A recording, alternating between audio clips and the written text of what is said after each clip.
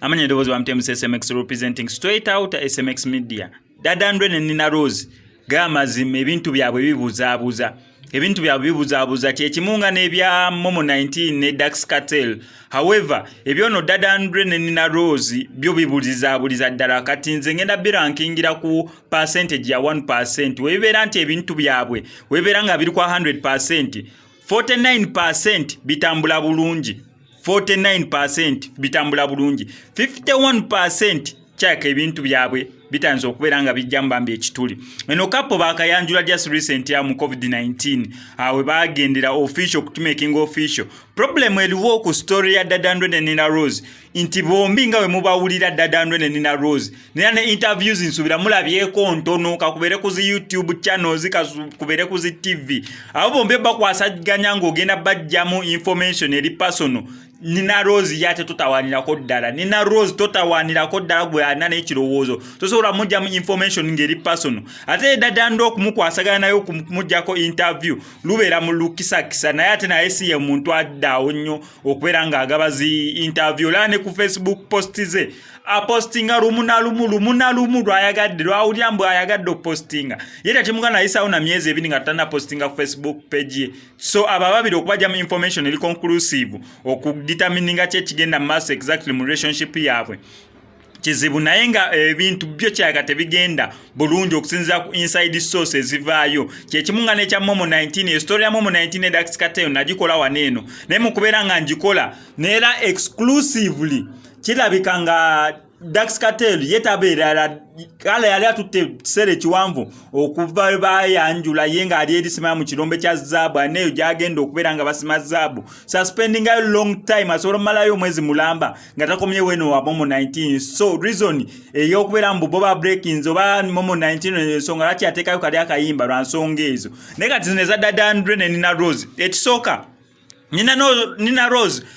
simanyi lunaku lwowulidde eno story naye nga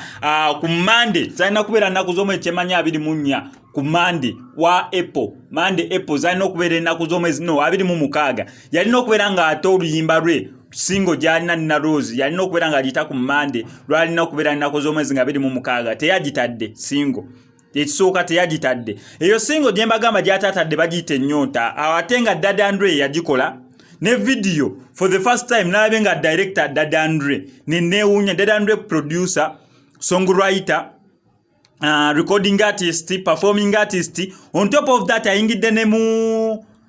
ne munsike y'abasasha vibes ba great make ba ziga okubeera nga directing a video kubanga eno video ya Nina Rose empya etana okubeera nga efuluma era ga Dada Ndwe yagidirectinze awe ngambidde ebintu bya bibuzaabuza simanyi abani mu kuzanya kabadi kubeera nga batukyankanya oluyimba lwabwe luyitewo kubanga eno oluyimba olupya baluyite ennyonta Nina Rose audio yeri out osobola ogenda n'ogiwuliriza oluyimba lwennyini olw'ennyonta Dada Ndwe yaluproducinga ne video eraga Dada Ndwe yabadde director ekyo nga tukitadde ku bbali oluyimba lwennyini information erimu naye ebuzaabuza kubanga information correspondinga ne information eno abantu gye bali mu kubeera nga batambuza mbu bandibanga babreakinze up engeri esasobola kubeera nga kuplayingira luyimba lwa Dada Ndwe ne Nina Rose manya luno oluyimba lwa Nina Rose yekana nti oluusi nange nye oluyimba lwa Nina Rose sobola kubeera nga nuplayinga ku channel yange olw'ensonga za copyright wano na wali. However nzikirizibwa okubeera nga njogera ebigambo ebiri lulimu gwe nawe osalewo ki ekigenda maaso wakati wa Dada Ndwe ne Nina Rose kati engenda okukola ngenda kwogera ebigambo verse esooka ey'oluyimba luno olw'ennyonta olwa Nina Rose Dada Ndwe lwe yakoze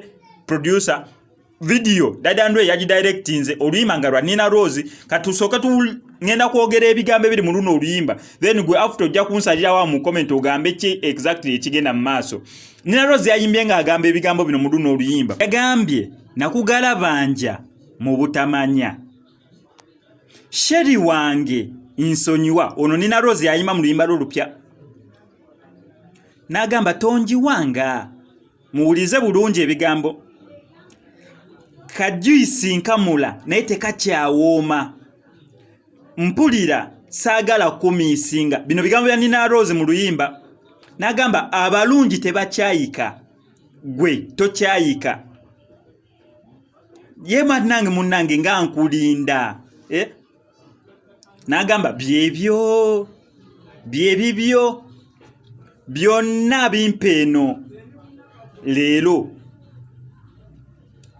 Nagamba ulire ennyonta so ye verse yaka akayimba jo baluyita nnyonta ulire ennyonta ekuyoya ene ennyonta ekuyoya bye bigambo bya dingana mu chorus ya luno oluyimba so okusinza kugwe kyowulidde line za Nina Rose chezigamba mu luno oluyimba olupya ate nga Daddy Andrew yaluproducinga nga Daddy Andrew director kati awo kiri gyoli okugamba either oba kiyingiramu ekya Nina Rose nti bali mu kubeera nga ba breaking up Nina Rose ne Daddy Andrew oba just saga kubeera nga bayisaawo oluyimba lwabwe olupya olw'ennyonta kati nze nange tinconfuse nze nenkirekeramu basubscribe bange ngenda kusaba bwe bange omuluniko ogusoso kulaba zi stories zange bami subscribing on SMX Media tubeera ne updates buli saawa buli kaseera buli lunaku fe story wegwirawo wetugikolera amanya tebozisigadde nze mu SMX representing straight out SMX Media I sign out.